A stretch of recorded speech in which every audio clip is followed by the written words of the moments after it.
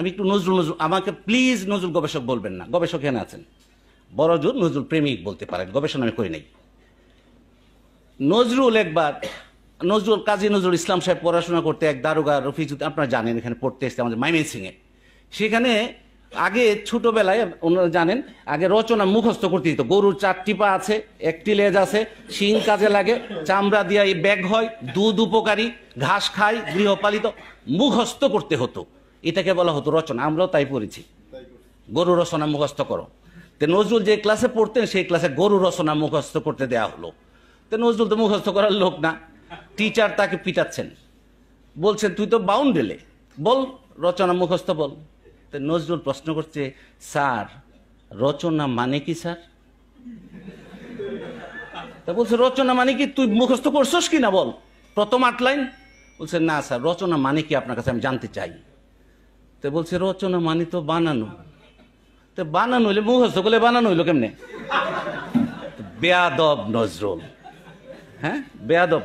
তা বলে রচনাই যদি হবে তো এটা, তা বলছে যে রচনা মুখস্থ না করলে কি কর, বানাবি তুই বানানো মুরুদ আছে নাকি? তো বলছে হ্যাঁ বানাবো না কেন, আমি বানাবো।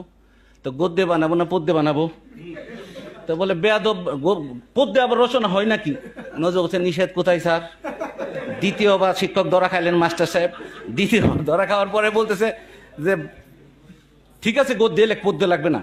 স্যার বাংলায় লিখবো না ইংরেজিতে লিখবো। বলছে 2 অক্ষর ইংরেজি জানাস না, বন্ড বাউন্ডেলে তুই আবার ইংরেজি রচনা লিখবে? স্যার লিখবো স্যার। তো কিসের উপর লিখবো স্যার? কই তো গরু। স্যার আকাশে পাখি উঠছে, গরু নিয়ে লিখবো কেন? তখন ত্রিশালের আকাশে শকুনিরা ঘুরে বেড়াচ্ছে, শকুন উঠছে, ভালচার, আপনারা জানেন সুধীজনরা এখানে আছেন, ভালচার। তা বলছে ঠিক আছে ওই পাখির উপরে লিখবো ভালচার। লেখ দেন স্যার কাগজ। তাৎক্ষণিক বসে নজরুল 7 পৃষ্ঠা ইংরেজি রচনা লিখে দিয়েছিলেন এক্সটেম্পো অন ভালচার। দুর্ভাগ্য 1977 সন থেকে আজ পর্যন্ত আমি 5 বার 6 বার ওই স্কুলে গিয়েছি, ওই বেরসিক শিক্ষকেরা সেটা সংরক্ষণ করেননি। নজরুল যে নজরুল হবে সেটা জানার দরকার ছিল না রে ভাই। ক্লাস 7 8 একটা ছাত্র ইংরেজি রচনা তাৎক্ষণিক লিখে দিতে পারে 7 পৃষ্ঠা ইংরেজিতে, সেটা রাখার দরকার ছিল না? দুর্ভাগ্য আমাদের। নজরুলের একটা কথা বলি, নজরুল আপনারা কিছু কিছু ধর্মীয় আলোচনা হয়েছে ফাঁকে ফাঁকে, আমি এগুলো বুঝি না, আমি ইংরেজি লেখাপড়া, আমার পড়াশোনা ইউরোপে। এই যে একটু ইশারা বুঝেন তো দেখি, নজরুল বলছেন ফল বহিয়াছ পাউনিক রস, হাইরে ফলের ঝুরি, 1,00,000 বছর ঝর্ণায় ডুবেও রস পাই না কো নুরি। নুরি পাথর ঝর্ণার পানিতে ডুবে থাকে কিন্তু ওর ভিতরে পানি ঢোকে না, রস পায় না। ফলের ঝুরি, ফলই বয়ে বেড়ায় সারা জীবন কিন্তু ফলের রস পায় না। জল পায় না নুরি, রস পায় না ঝুরি। নজরুল চমৎকার করে বলছে আমরা অনেক জ্ঞান অর্জন করছি, অনেকে অনেক বড় বড় ডিগ্রি, অনেক বড় বড় হাসিল করেছি, ফারেক হয়েছি অমুকখান থেকে তমুকখান থেকে, কিন্তু কয়জন রস পেয়েছি?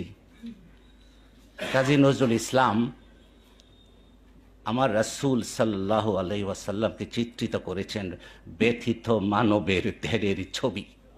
ওনলি 4 ওয়ার্ডস মাই ফ্রেন্ডস, তিনি ছিলেন ব্যথিত মানবের ধ্যানের ছবি। ব্যথিত মানবকে অত্যাচার, নির্যাতন, নিষ্পেষণ, জুলুম, নির্যাতন যখন বেড়ে যায়, কারো যখন এগুলা ঠেকানোর পথ বুদ্ধি থাকে না, তখন ব্যথিত মানব একটা ধ্যানের ছবি কল্পনা করেন। সেটা ছিলেন রাহমাত লিল আলামিন। এবং তার আগমনে কি হয়েছে? আজি মাতিল বিশ্ব নিখিল মুক্তি কলরুলে। ভোরবেলায় যখন রাত শেষ হয়ে আসে, মুক্তির কলরুলে পাখিরা বাসা থেকে বেরিয়ে যায়, সেই চিত্র নজরুল নিয়ে এসছেন। মাতিল বিশ্ব নিখিল মুক্তি তোরা দেখে যা আমি না মায়ের বলে। আপনারা যারা লিখছেন দয়া করে এই বিষয়গুলো খেয়াল করবেন। আরেকটা বিষয় বলি, কে পুরস্কার পাবেন না পাবেন আমার দেখার বিষয় না, পুরস্কার যিনি দিয়েছেন তাকে আমি সালাম জানাই, তার জন্য দোয়া করি। যারা লিখেছেন সঙ্গে সঙ্গে পুরস্কার পেয়ে গেছেন। এ ঢাকা বিশ্ববিদ্যালয়ের অধ্যাপক সাহেব হয়তো যোগ্যতা দেখে বা মানদণ্ড, হুজুরের নির্ধারিত মানদণ্ডে বাছাই করে শ্রেষ্ঠ যিনি তাকেই পুরস্কার দিবেন, কিন্তু লেখা মাত্র একটা পুরস্কার আপনি পেয়ে গেছেন। আমি বলে গেলাম আপনাদের, যারা কলম ধরেছেন, ওই স্যার হুজুর বলেন কলম উঠিয়ে দিয়েছেন, এটাই সার্থকতা। আমি আরেকটা বিষয় বলি, সেটা হলো এই যে আমি যদি আরব হতাম মদিনার পথ। একটু খেয়াল করেন, আপনারা লিখছেন, এই কাজী নজরুল ইসলাম সাহেব লিখতেন, একটু খেয়াল করেন, আমিও চেষ্টা করি লিখতে। কি লিখছেন তিনি? মা ফাতিমা খেলতেন এসে আমার ধুলি লয়ে। কি খেলতেন? ধুলি। আমি পড়তাম তার পায়ে লুটিয়ে ফুলের রেণু হয়ে। আমি ধুলি, কিন্তু ওই কদম মুবারক এত দামি যে ওখানে যখন আমি লুটাই পড়বো তখন আর আমি ধুলি থাকলে চলবে না, অটোমেটিক আমি ফুলের রেণু হয়ে যাবে। হাসান হাসান হোসেন হেসে হেসে খেলতো আমার বক্ষে এসে, তাতে কি হতো? চোখে আমার বইতো নদী। সুবহানাল্লাহ, চোখে আমার বইতো নদী পেয়ে এসে নিয়ামত। এত বড় নিয়ামত হাসান হোসেন তার কাছে, আল্লাহ ইসলাম তার কাছে, যে তারা যখন খেলতে আসতেন এই নিয়ামত পেয়ে তার চোখে কি হতো? বইতো নদী। আহামদের মিমের পর্দা উঠে দেখরে মন, আহাদ সেথায় বিরাজ করে হেরে গুলি। সবাই বুঝবে না, হ্যাঁ? মিম হারাফ না থাকলে যে আহাদ, নামে মাখাজার শিরিন শাহাদ, নিখিল প্রেমাস্পদ আমার মুহাম্মদ, ত্রিভুবন উজালা মুহাম্মদ মোস্তফা সাল্লাল্লাহু আলাইহি। দেখেন এই যে রাসূল পাক সাল্লাল্লাহু আলাইহি ইসলামের যে অমীয় সুধা, তার যে বাণী, তিনি কি করেছিলেন? প্রেম দিয়ে জয় করেছিলেন। আমরা এই যে রমজান মাস আসতেছে, শেষে একটা নজরুলের গান আপনারা সবাই জানেন, এটা ছাড়া আবার এটা আবার বাজে। শেষের 4টা লাইন কিন্তু আমি জানি না এখানে 2-4 জন ছাড়া আমরা জানি কিনা। ওই গানের শেষের 4 লাইন কি কেউ আমাকে বলতে পারবেন? ওমন রমজানের রোজা শেষে গানের শেষের 4 লাইন, এই যে একজন পাওয়া গেল। তোরে, এই যে প্রেমের বিষয়টা আসছে, তোরে মারলো ছুঁড়ে জীবন ভরে ইট পাথর যারা, সেই পাথর দিয়ে তুলরে গড়ে প্রেমেরই মসজিদ। এই যে প্রেম, হিংসা, হানাহানি, জঙ্গিবাদ, ওটা তো রাসূল সাল্লাল্লাহু আলাইহি ওয়াসাল্লাম তিনি শিখেছেন কে? তলোয়ার তুমি দাও নাই হাতে, দিয়েছ অমর বাণী। হ্যাঁ, ক্ষমা করো হযরত, তোমার বাড়িরে করিনি গ্রহণ, ক্ষমা করো হযরত, ভুলিয়ে গিয়েছি তব আদর্শ, তোমার দেখানো পথ, ক্ষমা করো হযরত। এবং এই জায়গাটাতেই আসল প্রশ্নটা আসে। আজকাল এমনও শুনতে হচ্ছে, বড়ই দুর্ভাগ্য আমার, এমনও শুনতে হচ্ছে যে নবীজি সাল্লাল্লাহু আলাইহি ইসলাম মধ্যে লিমিটেশন ছিল, তিনি আমাদের মতোই মানুষ ছিলেন। একটা ছোট্ট কথা বলি, আমার ধর্মীয় জ্ঞান নাই, মাফ করবেন আমাকে, ছোট্ট একটা প্রশ্ন আমি শুধু রাখি, যারা লিখছেন আমি শুধু তাদের পেয়ে একটু উত্তেজিত হয়ে যাচ্ছি, এদের পেয়ে ছোট্ট করে একটা জিনিস যদি আমরা খুব ছোট্ট করে বোঝার চেষ্টা করি। আল কোরআন, নজরুল বলছেন, আল কোরআনের জাহাজ বোঝাই হীরা চুনি পান্নাতে, লুটে নেড়ে লুটে নে সব, ভরে তোল তোর শূন্য ঘর, ইসলামেরই সৌদালয়ে এলেন নবীন সৌদাগর। নতুন নতুন সৌদাগর এসেছেন কি নিয়ে? আল কোরআন নিয়ে। আচ্ছা, এই জায়গাটাতে এই যে জিনিসটা একটু খেয়াল করার আছে, আল কোরআন যে বিশ্ববাসীর সামনে আসলো, প্রতিটা বাণী, প্রতিটা হরফ প্রশ্নাতীত, কোনো প্রশ্ন করা যাবে এবং করা যায়ও নাই, যাবেও না কোনোদিন। তাই যদি হয়, জিব্রাইল আলাইহিস সালামের মাধ্যমে আল কোরআন সরাসরি তো আমাদের কাছে আসে নাই, সরাসরি কি আমাদের কাছে আসছে ওনার কাছে, যিনি আল্লাহর হাবিব ইমামুল মুরসালিন, যিনি রাহমাতাল লিল আলামিন, তার কাছে এসছে। তিনি এসছেন, বিশ্ববাসীকে বলেছেন যে এই হলো আল কোরআন, এবং এর এক চুল পরিমাণও আল কোরআন না, এর চুল পরিমাণ বেশিও আল কোরআন না। তাই তো সহজ হিসাবে যদি বলি, ধর্মীয় বিষয় তাই যদি হয়, তাহলে যদি যিনি আমাকে মহান আল্লাহর শ্রেষ্ঠ উপহার আল কোরআন, যিনি যার পাক জবান দিয়ে আমি পেলাম, তাকে নিয়ে যদি আমি প্রশ্ন তুলি, তিনি যা নিয়ে এলেন তা নিয়ে কি প্রশ্ন উঠে যেতে পারে না? আমরা যেসব বেকুবরা এই জায়গাতে এখনো ভুল করছি, তাদের বিরুদ্ধে সাবধান হওয়ার সুযোগ আছে, প্রয়োজন আছে, এখনো সাবধান হওয়ার প্রয়োজন আছে। তার সম্পর্কে প্রশ্ন করলে তিনি মহান আল্লাহ পাকের তরফ থেকে বিশ্ববাসীর জন্য শ্রেষ্ঠ যে উপহার নিয়ে এলেন আল কোরআন, সেটা নিয়ে তো প্রশ্ন উঠে যাবে। কাজেই সতর্ক হতে হবে। ইসলাম, এই ভারতবর্ষে আমরা হিন্দুস্তানের মানুষ, 10-20 পুরুষ আগে, 30 পুরুষ আগে সবাই মোটামুটি খুঁজলে দেখা যাবে আমরা ওই ধর্মেরই বিশ্বাসী ছিলাম। কিন্তু আল্লাহ পাকের মেহেরবানিতে আমরা কালেমা পড়েছি, ইসলামের তৌহিদের প্রেমের সর্ব মানুষের ভালোবাসার ধর্মের দীক্ষিত হয়েছি। কিভাবে? যারা নিয়ে এসেছেন। আজকেও আমরা যাই, আজকেও আমাদের ভাইয়েরা যাই, বিভিন্ন জায়গায় যাই, ধর্মের কথা বলি, শুদ্ধ উচ্চারণ শেখাতে চেষ্টা করি, আমল সম্পর্কে বলি, ওকে। কিন্তু তখন কি অত সোজা ছিল বিষয়টা? সম্পূর্ণ বৈরী পরিবেশে নিজের জীবনের আরাম আয়েশ ত্যাগ করে যোগাযোগও ছিল না তখন। এখন তো আমরা কয়েকজন মিলে এক জায়গায় গেলাম, সফরে মেহনত করলাম, হয়তো ফায়দা হল, যা যা করি করলাম, ভালো ধর্মীয় জিনিস, ও তো আমি কোনো সমালোচনা করব, ভালো জিনিস, ভালো। কিন্তু তাদের এটা যদি ভালো হয় সেটা তো আরো বেশি ভালো, আরো বড় কুরবানি, আরো বেশি ত্যাগ, আরো বেশি কষ্ট। শাহজালাল ইয়ামিনী রহমতুল্লাহ একে একে যদি বলতে থাকি সারা বাংলার জমিনে, এই হিন্দুস্তানে হযরত আমার এক বন্ধু বলছে কি জানেন, আমি একবার গেলাম ভারত সফরে আমার পরিবার নিয়ে, বললেন যে কই কই যাবা, তাই আমি বলছি অমুক অমুক জায়গায় যাবো, আর আমি আজমির শরীফে খাজা মাইনুদ্দিন চিস্তি সানজেরি আজমেরি রহমতুল্লাহ ওখানে একটু ফাতেহা দোয়া পরে আসবো, ওখানে এই করবা। আরে মানুষ খালি খাজা খাজা করে, খাজারই তো খবর নাই। নাউজুবিল্লাহ। চিন্তা করেন একটা উচ্চ শিক্ষিত মানুষ কি পরিমাণ মূর্খ হতে পারে, সে কি একবার জানার চেষ্টা করেছে কি পরিমাণ মূর্খ? আশ্চর্য। এত এখানে আপনাদের একটু কাজ আছে ভাই, এখানে একটু কাজ আছে। এই যে যারা আল্লাহর দ্বীনকে নিয়ে এলেন, যাদের চোখে পানি ঝরেছে, যারা রাতের রাত ঘুমান নাই, তাদের যে কোরবানি, তাদের যে ত্যাগ, এই বিষয়গুলো কিন্তু লেখায় নিয়ে আসতে হবে, মানুষকে জানতে দিতে হবে।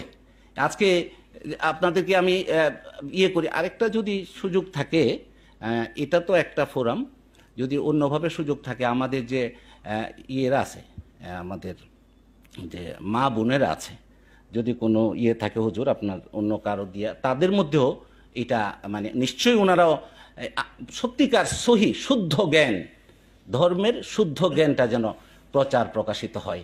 আমি এখানে যে জিনিসটা আরেকটু বলার লোভ হচ্ছে আমার, নজরুল দেখেন এই যে ইয়ের কথাটা বলছেন, এই যে ইসলামের যে সুন্দর জিনিসগুলো, সৌন্দর্যগুলোরই ফুটিয়ে তুলতে যে প্রথমেই রাসূল পাক সাল্লাল্লাহু আলাইহি ওয়াসাল্লামকে নিয়ে আসছেন। কেন নিয়ে আসছেন? আল কোরআনের লিভিং প্র্যাকটিস ছিলেন তিনি নিজে, তার জীবনটাই ছিল আল কোরআনের মানে বাস্তব মানে প্রয়োগ। তাই যদি হয় সেই প্রয়োগটাকে আমাদের জানতে হবে। হ্যাঁ, বলছেন যে ওরে মুসলিম তোরা থাম। কেন থামতে বলছেন? আমাদের চিন্তা চেতনায় শুধু এদিক সেদিক ছুটে বেড়াচ্ছি, ধ্যানের কথা নয়। আমার একজন আত্মীয় মারা গেলে আমার চোখ দিয়ে পানি ঝরে, এমন যদি হতো আমার চোখ দিয়ে পানি পড়ে না কোনোদিনও, সেটা এক কথা ছিল। কিন্তু আল্লাহ রাসূল যিনি উম্মত ত্রাণ তব জপমালা, নজরুল বলছেন, কাজী নজরুল ইসলাম বলছেন রাসূলুল্লাহ সাল্লাল্লাহু আলাইহি ওয়াসাল্লামের জপমালা হলো উম্মত ত্রাণ তব জপমালা। তো যার জপমালাই হলো উম্মত ত্রাণ, এবং রাসূল সাল্লাল্লাহু আলাইহি ওয়াসাল্লাম ততক্ষণ আল্লাহ পাকের কাছে বারবার শুধু তার ইয়েদের উম্মতের পানা মুক্তির জন্যে একের পর এক চাইতে থাকবেন, সুপারিশ করতে থাকবেন, অনুরোধ করতে থাকবেন, তাকে বোঝা, তার প্রেমের আলোয় আলোকিত হওয়ার জন্যে। আমি যদি একদিন সুযোগ হয় এরকম, হুজুর আমাকে ঘণ্টাখানেক 1-1.5 ঘন্টা সময় দিলে, আমি যদি সুস্থ থাকি, আমার খুব ইচ্ছা, এই যে দেখেন গোলাম মোস্তফা, এই যে তার একটু প্রশংসা করে নেই, এটা কিন্তু অনেক বড় একটা, আমার এই যে সেলিম জাহাঙ্গীর সাহেব বলেছেন, এটা কিন্তু অনেক বড় কাজ করেছে, এবং এই জন্য তার কম কষ্ট করতে হয়নি। এই জন্যে অনুরোধ থাকবে তার বইটা আপনার যত্ন দিয়ে পড়বেন। আমি তার ফোন নাম্বার লিখে নিয়ে গিয়েছি, আমি এটা পড়ে তাকে ফোন করে আমার ফিডব্যাকটা জানাবো। আর এই